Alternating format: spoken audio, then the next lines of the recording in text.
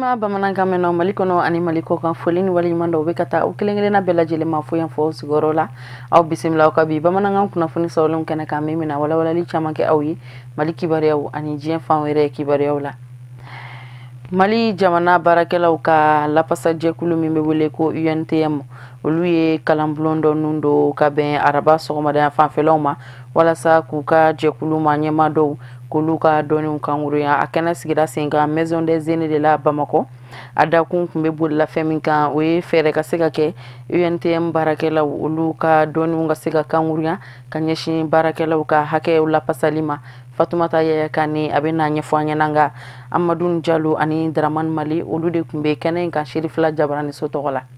Ni tile fila kalan min ni a ɲɛmaya bɛ an ka minisiri bolo ni o ka caw ɲɛsinen don baarako ani forobacaw ɲɛnabɔli ma a kun de ye cakɛbonda min bɛ ni o ye Union nationale des travailleurs du Mali UNTM ye ka a cakɛbonda ɲɛmɔgɔ ka dɔntaw kangurunya. Minisiri y'a yira a ka kumaw kɔnɔna na k'a fɔ ko UNTM jɔdaba de bɛna don basigi ni ɲɛmajɔ la buna adamadenw ni ɲɔgɔn cɛ k'a sababu kɛ a ka ni hakilina ɲuman ye.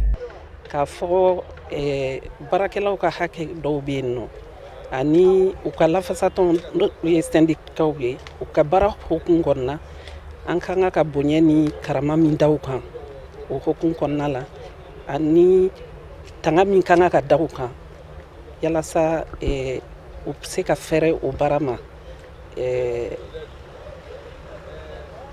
o baara ninnu waleyali senfɛ fiɲɛ dɔw nana ye yɔrɔ caman na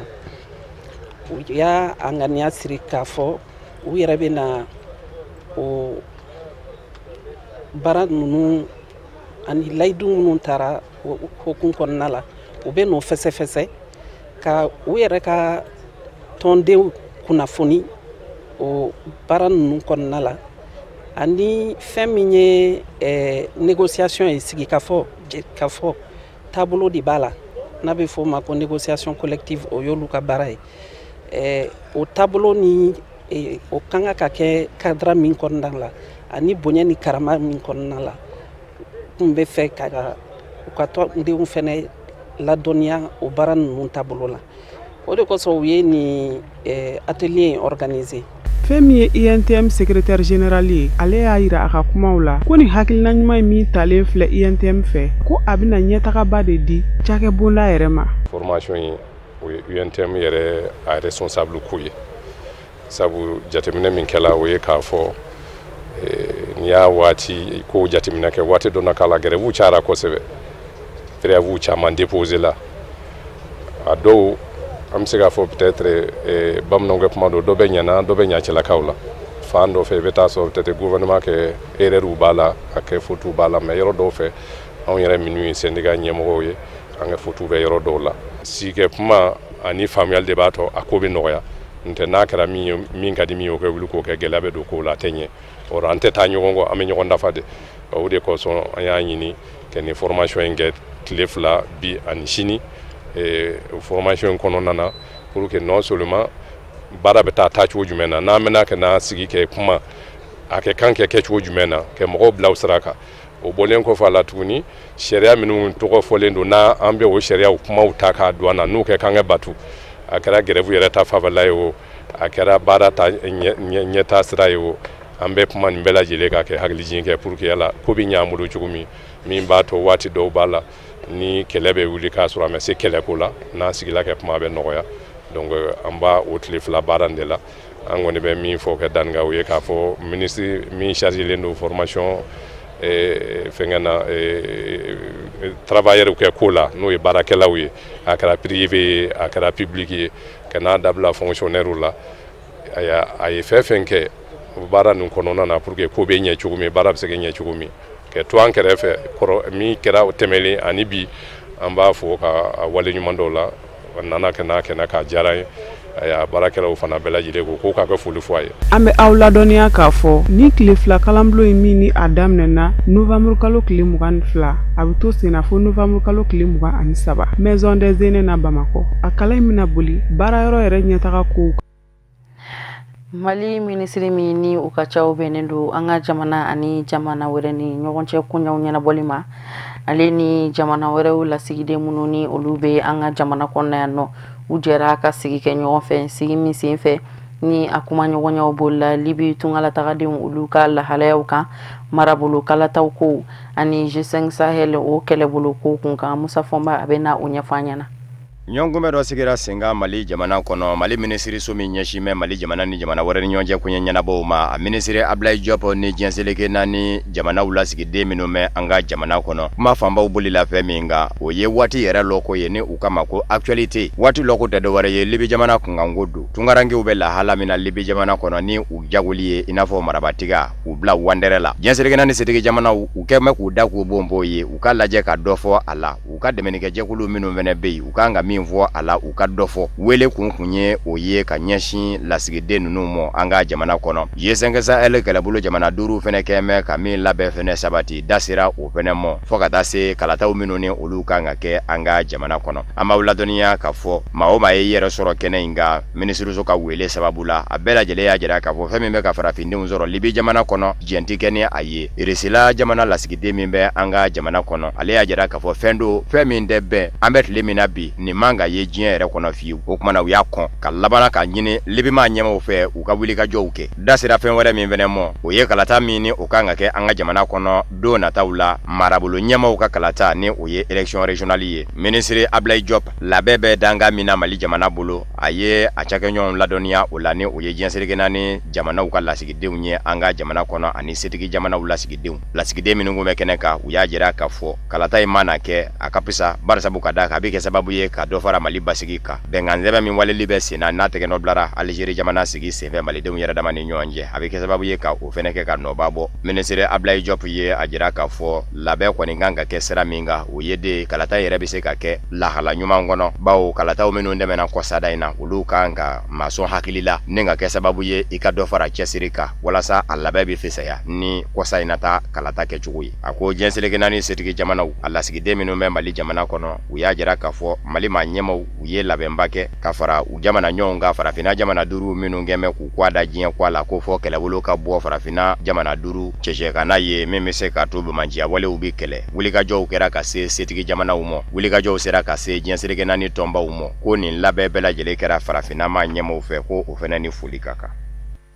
Mali ministri min ni o ka caw bɛnnen do Mali jamana kɔnɔden minnu ni olu sigiyɔrɔ bɛnnen do jamana kɔkanna ma olu ka caw ɲɛnabɔli ma a ye baara bolodɔlen dɔ nun do baara bolodalen min ni a bɛna kɛ sababu ɲuman ye tunga lafɛtaga duguma sira fɛ ka se ka olu kɛlɛ ka bɔ an ka jamana kɔnɔna na Fatumata Yaya Kane a bɛna walawalali ka ɲɛ o ko la Tungafɛtaga sira cɛjugu fɛ a fanga ka bɔ diɲɛ kɔnɔ bi kosɛbɛ kɛrɛnkɛrɛnnenya na Mali kɔnɔ n'i ye a ta k'a lajɛ fɛn do min bɛ dankari siniɲɛsigi la wa a ɲangataw ka can kosɛbɛ k'a sabu kɛ ni tungarankew ye u faso bila sani u ka u tagayɔrɔ sɔrɔ u bi tɔɔrɔ sugu bɛɛ lajɛlen kɛ ni hakilina minnu talen filɛ nin a kun de ye kunbɛcogo bɛ se ka sɔrɔ nin baara in na cogo min na fɔ ka se a kɛlɛli yɛrɛ ma an ka jamana ɲɛmɔgɔw ka fɛɛrɛ kura talen jamana ɲɛtagako la nin bɛ o la minisiri min ka caw ɲɛsinen do tungarankew ka koɲɛw ɲɛnabɔli ma ni o ye Dr Abdrahamane Sila ye ale y'a yira a ka kɔrɔfɔw la k'a fɔ ko k'a daminɛ kabini janvier kalo tɛmɛnen na fɔ kana se bidonya in ma ko denmisɛnnin naka minnu tora kɔgɔji la ani minnu fatura kungokolo kɔnɔ ko o maa hakɛ bi t'i jɔ maa 2,800 na ko n'i ye san 2016 ta k'a lajɛ ko maa 5,000 de bɔnɛna o ni la ni sacogo kelen ninnu na minisiri min ka caw ɲɛsinen do baarakow ɲɛnabɔli ma ni o ye Mawlud Ben Katara ye ale fana kun bɛ kɛnɛ kɔnɔ a kumana lajɛ in kun kan a y'a yira a ka kɔrɔfɔw la k'a fɔ ko nin baara in min ni a sigira sen ka Kulukɔrɔ mara kɔnɔna na a kun de ye nɔgɔya ka se ka don denmisɛnninnakaw ka tungafɛtaga la an ka jamana kɔnɔ ani fɛnɛ tungaranke minnu ni olu bi bɔ Kulukɔrɔ mara la ka se ka olu dɛmɛ u ka sigi u faso la ko wa ko Kulukɔrɔ mara dɔrɔn tɛ marayɔrɔ wɛrɛw sen bɛ nin baara in na ko ale ka cɛkɛ bonda ka fara minisiri min ka caw ɲɛsinen do tungarankew ka koɲɛ ɲɛnabɔli ma o ka cɛkɛ bonda kan ko u jɛra k'u fanga kɛ kelen ye ka tɛgɛ nɔbila sɛbɛn kɛ nansarala tɔnba fɛ walasa ka dɛmɛ do tungarankew ma minnu seginna ka na u faso kɔnɔ ko o dɛmɛ musaka wari bi t'i jɔ miliyari 13 la dɛmɛbaga jɛkulu ninnu yɛrɛ ye a faamuya k'a fɔ ko tungafɛtaga ye degun min ye ko bɛɛ lajɛlen kunna dɔɔni do an bɛ aw ladɔnniya k'a fɔ nin baara in yɛrɛ bɛna boli fɛn min kan o de ye ka mɔgɔw la kunnafoni ani ka u la faamuya tungafɛtaga gɛlɛyaw kan ani a ɲangataw mɔgɔ minnu kan ka kunnafoni o la o mɔgɔ hakɛ bi t'i jɔ mɔgɔ 50,000 ɲɔgɔnna la O de b'an sɛnsɛn ka diɲɛ fan wɛrɛ kibaruyaw lasɔrɔ sani an ka bi bamanankan kunnafoni sɔrɔlenw kuncɛ Musa Fɔnba ka sɔrɔlenw don. Senegal faba Dakar maire Khalifa Salimi Ngerme wasaden ye bi ni hali bi a datugu bɛ Senegali ka sobonba la ka sabu kɛ ko sigasigana ɲɛsin bɛ a ma ko a kɛnɛ kɛ ka jamana furuba nafolo dun ka to Senegal faba Dakar maire la arabadon novembre kalo tile 22 Bataki da tɛgɛnɔbilala wasablo ɲɛma fɛ ni ka ɲɛsin a ma ka to kaso la min kɔrɔ man di Bataki kɔnɔ kuma kɛmɛ ka jira Khalifa Sall la ka fɔ arabadon novembre kalo tile 22 wasablo mago jɔlen do a la a ka n'i jɔ wasablo ɲɛkɔrɔ bawo wasablo denw b'a fɛ ka jateminɛ kɛ a ka sutura berefini wulili ko kunga Bataki min sɛbɛnna ka tengu Khalifa Sall la ka to kaso la a ka lapasabaw ni o ye avocat ye olu ɲɛ dalen Bataki ka olu y'a jira ka fɔ nin kɔni ye kuma nangi dɔ fɔ dɔ de ye nafa tɛ nin Bataki yɛrɛ la ni ye Bataki jateminɛ a b'i n'a fɔ lɛtiri ni o ye ladɔnniya sɛbɛn ye nka n'i y'a jɛngɛ fa dɔ fɛ a bɛ kɛ i n'a fɔ fanga fɛnɛ mago jɔlen do i la ko convocation o de kosɔn lapasabaw y'a jira ka fɔ u ka nin Bataki yɛrɛ Bataki kilennen dɛ o tɛmɛnen kɔfɛ a nana na cogo min na k'a ye sariya fɛnɛ sɔsɔ tɛgɛnɔbila kɛra Bataki na ka bɛn ni ntɛnɛndon novembre kalo tile 20 de ye o don kelen bɛɛ lajɛlen u y'a bila ka taa di Khalifa Sall ma kasobonba la Bataki kɔnɔ kuma na jakulu min bɛ wasablo kɔnɔ ni o ɲɛsin bɛ a ka sutura birifini wulili jateminɛni ma o ɲɛma ni o ye Ayimeru Ɲɛnge ye a y'a jira sɛbɛnninw na k'a fɔ a ka di jakulu ye u ka se k'i ye k'i dalakan lamɛn ka bɛn ni novembre kalo tile 22 araba ye nɛgɛ ɲɛ 17 ni o ye 17h ye barisabu ka da ka jamana tɔgɔlama min ye kiri ɲɛma ye ni u kama ko procureur de la république o mago jɔmɛ i ka sutura berefini wulili la sɛbɛnni labanw na Bataki kɛmɛ ka jira k'a fɔ i ka nali fɛnɛ wasablo ɲɛkɔrɔ wajibi tɛ n'a bɛn'i mɔ i bina n'a ma bɛn i mɔ yɛrɛ i bɛ se ka to ye a na k'i kɔ hali bi o sɛbɛnni kelen kɛmɛ ka jira k'a fɔ an ka jamana wasablo sariya se 52 de kɛmɛ ka jira k'a fɔ n'i b'a fɛ ka maa ta k'i dɛmɛ a kumaw fɛnɛ na wasablo denw ɲɛkɔrɔ i bɛ se ka i wasa de ɲɔgɔn kelen da o ka kɛ i dɛmɛbaa ye kumaw na Rwanda jamana ɲɛma Paul Kagame ye a jira k'a fɔ lajaba min bɛ ka farafindenw sɔrɔ bi Libi dugukolo kan taa yɔrɔnda ɲama na ye maa min na wali kelen n'i kɔnɔ gwamɛ ni taa yɔrɔ ko ye i bɛ se k'i kunda Rwanda jamana kan i bɛ bisimila an b'aw ladɔnniya k'a fɔ jatew bɔ bɛ a kan k'a fɔ farafinde de bɛ ka jago i b'a fɔ marabatiga Libi ka denw fɛ Libi jamana kɔnɔ maaw de bɛ taa da wandɛrɛ la dolari wari 400 n'o yiri kun i bɛ taa ni farafinde dɔ ye farafinde caman kɛmɛ ka nisɔngoya jira ka ɲɛsin wale mɔ bibi na farafina fan caman fɛ Rwanda jamana ye farafina tɔnba Union africaine ma ɲɛmɔ wele ka jira k'a fɔ dɛmɛ fɛn o fɛn kan ka kɛ ka ɲɛsin farafinde ninnu mɔ k'u labɔ Libi jamana kɔnɔ Rwanda jamana ni mago jɔra a la kuma o kuma a ka dɛmɛ na farafina tɔnba Union africaine sɔrɔ ye o tɛmɛnen kɔfɛ ale yɛrɛ ka dugukolo Rwanda jamana maa o maa n'i y'a kanu ka na Rwanda jamana de kɔnɔ k'i kɔnɔ gwamɛ k'i to Libi jamana kɔnɔ ni bɔ kɛra ni ye Libi bɛɛ taa ka kɛ ni ye Rwanda jamana kɔnɔ n'o bɛn bɛ i mɔ ko ale ka jamana b'i ka bila la an b'aw ladɔnniya k'a fɔ bibi na Libi jamana kɔnɔ jɛnsɛrɛkɛna ni tɔnba Nations Unies ɲɛma Antonio Guterres ye a jira k'a fɔ danɛmɛ wale min bɛ ka ɲɛsin farafinde mɔ bi Libi jamana kɔnɔ fura kelen min bɛ a la ko ye Libi manga banni de ye k'a suma farafina tɔnba Union africaine commission ɲɛma fɛnɛ Musa Faki Mahamat Chad jamana de ale fɛnɛ y'o kankelen de fɔ wa don nataw la Musa Faki Mahamat ni o ye farafina tɔnba Union africaine ɲɛma ye a kan ka taama kɛ ka ɲɛsin Belgique faba Bruxelles mɔ ni o ye nazarala tɔnba Union européenne yɛrɛ jabala ye ani nazarala tɔnba Union européenne ɲɛma bɛna kuma fɛn minnu bɛ se ka sigi sen kan Libi ye ka se ka Libi manga ban o tɛmɛnen kɔfɛ adamaden jago min kɛ bɛ Libi ka de t'a la ye fɛɛrɛw minnu bɛ se ka sigi sen kan ka sɛgɛsɛgɛli dayɛlɛ ka ɲɛsin a tigilamaw ma u ka minɛ k'u bila bɔgɔ jeninen ka bolo kan ani nazarala tɔnba Union européenne ma ɲɛma bɛna o kumaw kɛ an b'aw ladɔnniya k'a fɔ farafina jamana caman gɛnmɛ ka wulikajɔw daminɛ ka Libi sɛgɛrɛ ka taa u denw labɔ Konowari jamana bɛ o la Cameroun jamana bɛ o la farafina jamana bɛ jamana la olu dɔw kɛnbɛ ka wele bila ka ɲɛsin Libi lasigiden ma u ka jamana kɔnɔ k'u ka nisɔngoya jira a la ale bi o Libi jamana kelen kunga Musa Faki Mahamat ni o ye farafina tɔnba Union africaine commission ɲɛma ye a ye kunnafoni di kɛnɛ dɔ sigi senga Addis Abeba Ethiopie faba la farafina tɔnba Union africaine yɛrɛ jabala la ni ka nisɔngoya jira Libi ma ɲɛmaw la wale min kɛra ka ɲɛsin farafinde mɔ Libi ka den fɛ ka farafinde jago fɛn dɔw jɛnti kɛ ni min ye Musa Faki Mahamat y'a jira k'a fɔ ale kun tɛ se k'a faamu fiyewu k'a fɔ an sera nin gisa in na k'i ma ɲɔ jago wandɛrɛ la k'a ka b'o hakili mɔ Musa Faki Mahamat a y'a jira k'a fɔ atina meble farafina toma Union Africaine kono jekulu mimbe inoni o nyashime hadamadenya ko mo o jekulu mado ukama ko commissaire aux affaires sociales Amira El Fadil alebini kunda libe jamanaka akotama kunte do woreye kata nyefolege libi ma nyemo wi uka don ka fo femi me ka ke uka jamana de unve jentike ni ayeki manyo jago ako tripoli ma nyemo chiedo oluye fanga min la ko do me jenselege nane serige jamana ufe nga chogo bate ubulu ako ni ngangari mimi natada oluye ukangare kele fene bitada jamana kore ya mva fanga fene ye sebe o minye ni o kele bulu nyema ye Khalifa Haftar ye Marshal ko sebi ke yimvana ako da kurunya kele lebe dugugolo fa fande ko ni be ko ma sebi se kase ko tana ke abela jelela no ya sorla ki kulu marba fendigi de ye ni fanga flash te buli ika nga yere keme idama fanga ye ni sebi se kake ika yorla ko tana ke inofe ni ngata kangari gwele da iye ko emise dabla chukumi akwabe wele blaka nyeshin farafina jamana bela jelema fa farafina toma Union Africaine tondenye mago joledo demena deme minu mise ka kesababu ye ka farafinde boni ndeku kono libe jamana kono ko ye farafina toma Union Africaine ka lanyini akoka bene kele Rwanda jamana kono ye laidu takafo alega deme be farafina toma Union Africaine la soro utemene ko fe Rwanda jamana keme ka dugukolo fene bla farafinde unye ni bisimila yoro ko koni ndo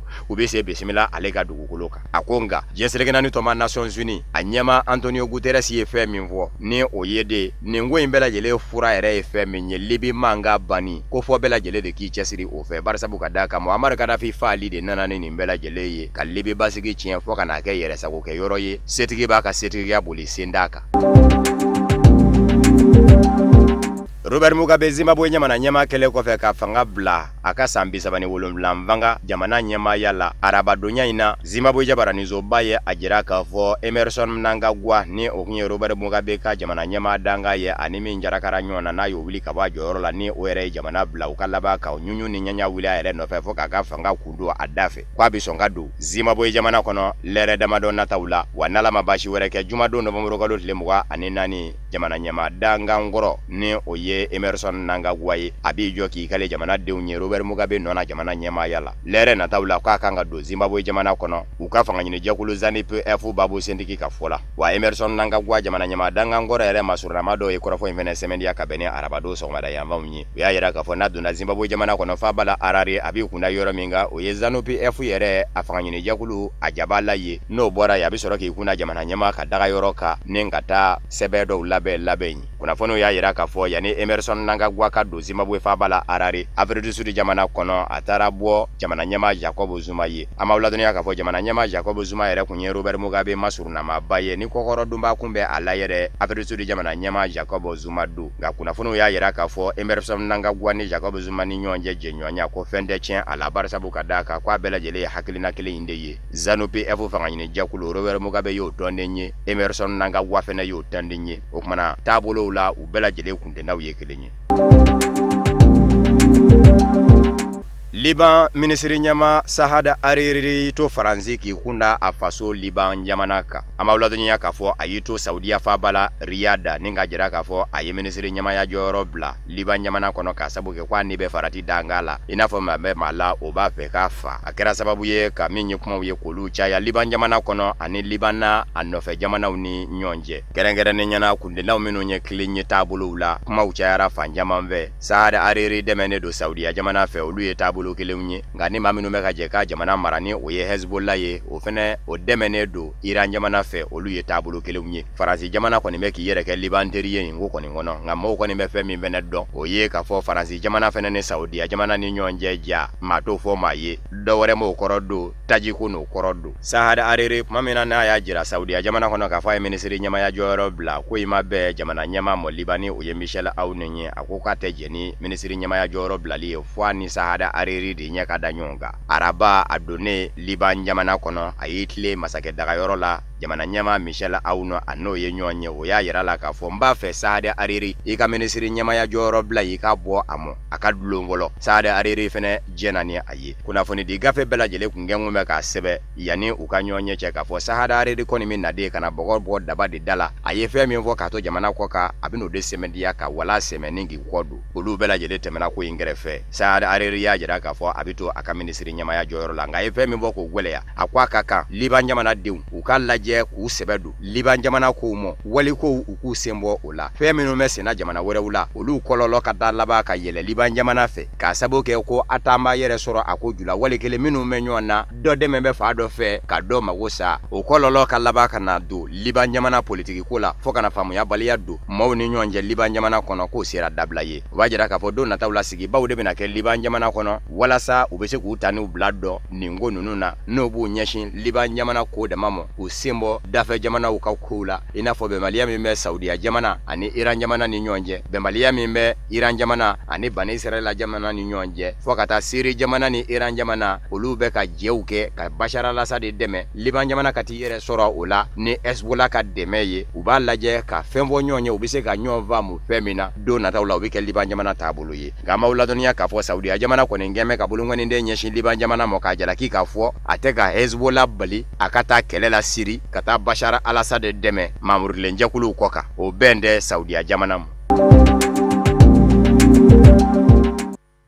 O de bɛ dansigi kɛ bi bamanankan kunnafoni sɔrɔlenw na minnu sera ka fara ɲɔgɔn kan ka bɛn ni kuma in ye kunnafoni diso ɲɛmɔgɔso fɛ k'a lase aw ma aw ni ce aw ka ɲamadalu la ni Ala ma basi wɛrɛ kɛ laseli nata an bɛna ɲɔgɔn sɔrɔ yan nɔ.